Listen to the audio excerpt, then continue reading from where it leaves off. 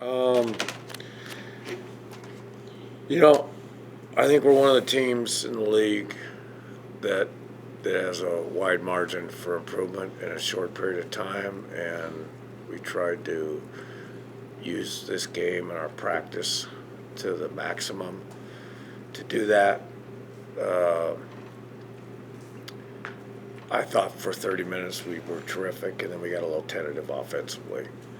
But um, we played that team. New Mexico's one of the better offensive teams in our league as far as timing, physicalness of setting screens, how they run their sets. And I thought we did.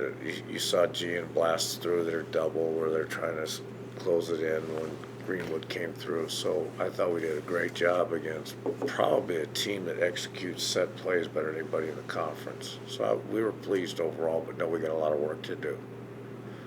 Sounds like when talking to the guys, they were extremely prepared for those sets, and they almost, it was coming. That's how you got all those turnovers. Yeah, it was different today. Daniel had taken it personal. We hadn't beaten New Mexico. I hadn't realized until our gracious radio host told me that I had never beaten New Mexico, but I'm so old I forget. I thought we beat them, so that's all that counts. But that they hadn't, Daniel hadn't, neither did several other guys. So they were ready. Daniel I always just pick somebody randomly to give the scatter report, so everybody has to study it. And Daniel was as professional and as spot on as anybody we've had do it thus far. So, yeah, if they're saying that, they're absolutely correct. Larry, was this your best defensive effort of the season? I thought it was our best defensive effort, not effort, execution, because of the opponent and how well they ran their stuff. Okay? It's late. What's it say about your team that you can shoot 34%, get out rebounded, and still win a game by 11 points against this team? Yeah, it says a lot because they're the only Division I team. Now Cincinnati's the only team in the country that has not given up 70 points. All their scores, the opponents of Cincinnati has been under 70, and that was the case until today. They gave up 70 on the nose. It was the first time they gave up 70 plus points on the year. So we could shoot that way and still score 70. It shows you that we're pretty talented offensively. And you take three guys and they go 8 for 35. We're normally good shooters. It says a lot about our group. Like I say, a lot of room for improvement, very short period of time. What are the things you see that you need to improve on the most in that time? What's that? What are the things that you feel you need to improve on the most in that short time? I just think individually guys can get better at how we play. I think offensively we can be more patient, and it's really hard to define. We give our guys a lot of freedom, and sometimes it's taken advantage of when we settle for shots, and it becomes a steady diet, as we say, and it hurts your chances to win. I thought that happened tonight, that we started settling for too many perimeter shots. So I think we can add some set plays. I think we can certainly add a out of bounds play that can get the ball in, let alone score.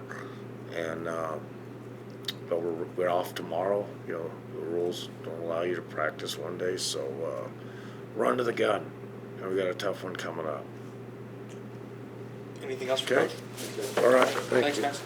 JJ, what can you say about your guys' defensive effort, especially in the first half? I mean, that really is what won you the game, it seemed like. Yeah, all credit to our coaches. They had them down.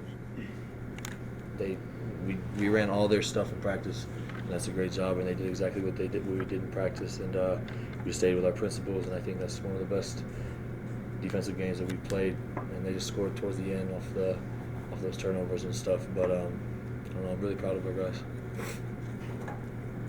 Did you just feel like you had them kind of under control pretty much, especially that first half? I mean, it seemed like you guys got steals right and left and were there to block shots. You kind of, like you said, it's like you knew what was coming. Yeah, I mean, we knew all their plays, and we just executed defensively really well. We held them to one shot, We let them settle for some shots, and then we just thought the rebound and took it. Hey, Joe, how good does it feel to finally beat the Mexico? Yeah, we were talking about it earlier. We're 0-5 before tonight. Yeah, it feels good to beat them, but now we know we have to move on to San Diego State. But it was a long 2.5 years. Dan, you guys are up a little bit more this game, but not a huge 3 for you at the end. And it comes on to a special night with you.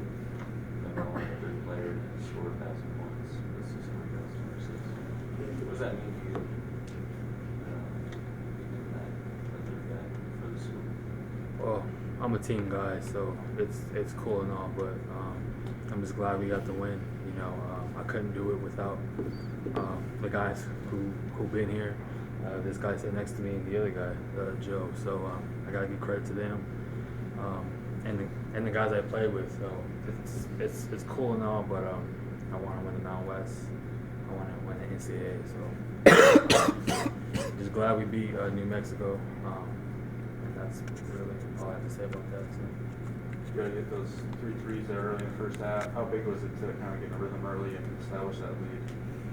It's nice. I think our rhythm was all started on defense. You know, we made a conscious effort to have a good start on the defensive end. But it's easy playing with these guys. You know, I'll get wide open looks all the time just because all the attention these two bring, Stan and Teal. So it's easy playing with these guys. So it felt good seeing those shots going in, but it was the defense that was impressive. You guys feel like the offense got a little bogged down there in the second half? Yeah, we have a lot of freedom as players, and sometimes we settle and it hurts us. But with all that settling, we felt our defense and our pride of this program is playing defense and rebound. So I think that kept us at a comfortable lead in the game. Was some of that late in the game just trying to make sure you ran the clock down every time? It seemed like you guys almost looked less comfortable offensively trying to play a slow down type game than what you had played earlier. Well, we were still trying to just be aggressive and score, but we just weren't playing smart. They started trapping a little bit, kind of. I don't know if it caught us by surprise, but we just weren't playing smart. We weren't playing the way we were supposed to. Coach kind of let us know and took a few people out. We just gotta learn from that. He said he's gonna put us in more tougher situations in practice, so we'll get better in that aspect. That shows a lot. You know, obviously you guys seen our offense all year. You know, so we can score the ball, but our main focus is our defense. So that's what we're trying to focus on. But you know, offense will be there. We know that. You know, so. How important was it to get this kind of a win before going on these 2 tough road trips where you got San Diego State, Fresno State, just to kind of get some momentum to carry into these last 2 wins? Oh, we just always have to protect Moby, you know. So we've been playing our best basketball, you know, other than Wyoming at Wyoming, you know. But it's just on to the next one. You know, we have a lot of doubters and haters everywhere, you know, here, wherever, you know. So we just gotta continue to stick together and know that we are gonna make a big impact down these last few games in the Mountain West tournament and the NCAA once we get in, because we will get in. So.